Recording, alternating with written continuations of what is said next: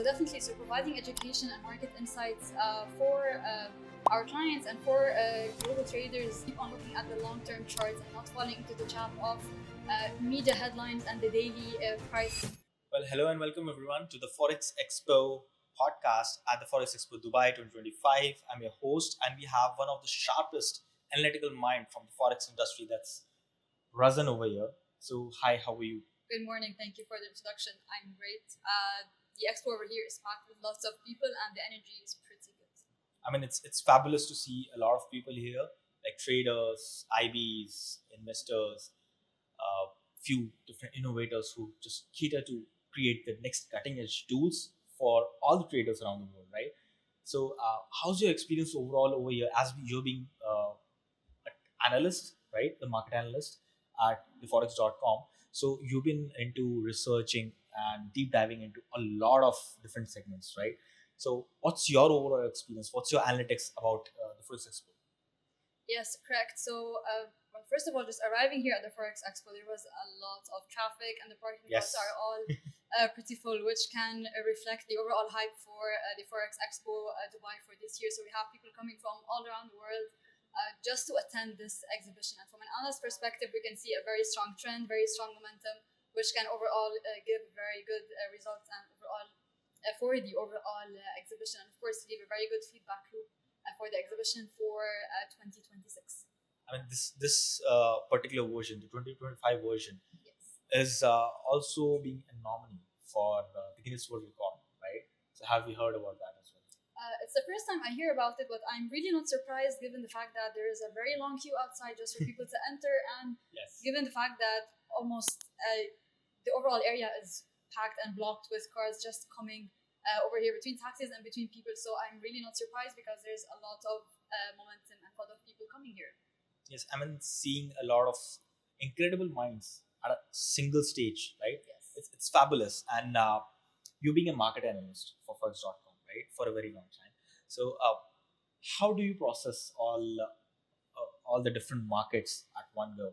I mean, what's your go-to strategy? Yes, so one of the main things that I like to abide by when reading the markets is intermarket analysis. And I like to look at the charts as having a conversation with one another, looking at the price level of the US dollar index, looking at gold, looking at US indices. So I like to look at key assets across the globe between commodities, indices, currencies, to be able to understand the whole macro picture for these charts. And then, of course, if I want to analyze a certain sector and I have my certain projection and analysis, then I'll go dive a deeper dive into that single chart to be able to perform my analysis on it.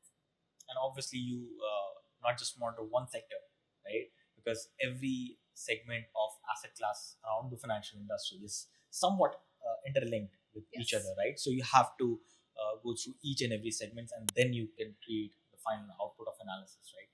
Yes, definitely. And now we are seeing very interesting liquidity in the markets, knowing that we're seeing certain correlations that we did not see before in 2025, notably as we have lots of increasing demand on the gold chart, which is now nearing $4,000. And we still have also a similar risk appetite in the markets across Bitcoin, across US indices as well. So we have dual liquidity exposure in the markets right now and lots of highs towards the end of 2025.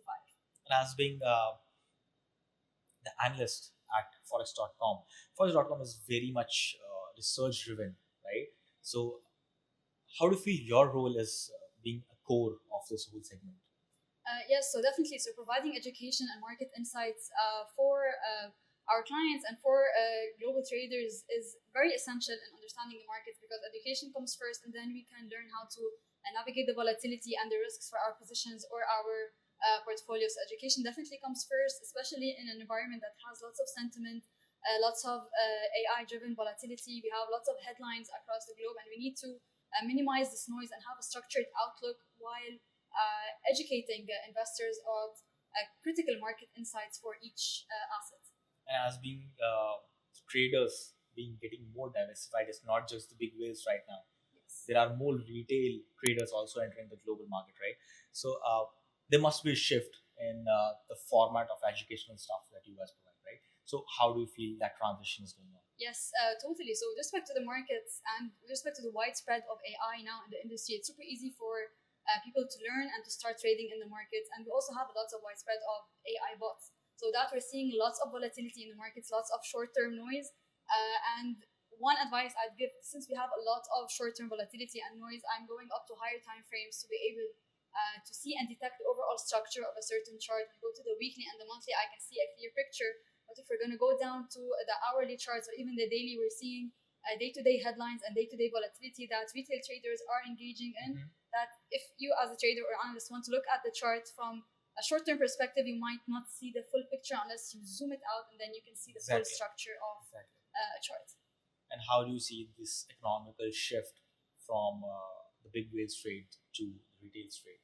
Yes, so this overall shift is being reflected as volatility across the charts, and we're also seeing lots of priced in sentiment in the market. So we have a certain headline, and then we are seeing people run in the direction of this certain narrative, irrespective if this fundamental event happened or not, or if this report was released or not. We're seeing a certain narrative and sentiment snowball across the markets. People trading all the way towards a certain Fed rate cut or a certain tariff decision, although it's not implemented yet in the markets, creating these extreme price moves across the globe, and then reaching what we call a priced-in mechanism in the markets, which people should be aware of, a priced-in market, and differentiate it from a certain headline, not to fall into any certain trap.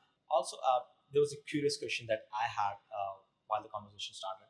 So, as the volatility is increased, right, there might be fluctuation in the slippage as well, like the moment I placed trade and the exact value that I got it, right? So, is that a bummer for a trader? How do you feel about that? So, of course, when there's a certain high event or a high impact coming, or a certain natural state of liquidity in the markets, of course, the entry position is going to be somewhat tricky.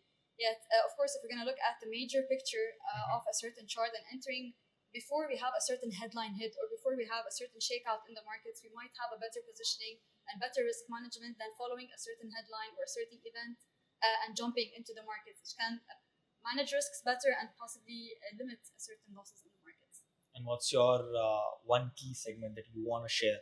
Like this would be my one advice as being an analyst. Yes, definitely. My main advice is just keep on looking at the long-term charts and not falling into the trap of media headlines and the daily price changes, because they might not reflect the whole story, and they might enter a certain trap or create a certain narrative that might not exist currently on a certain chart.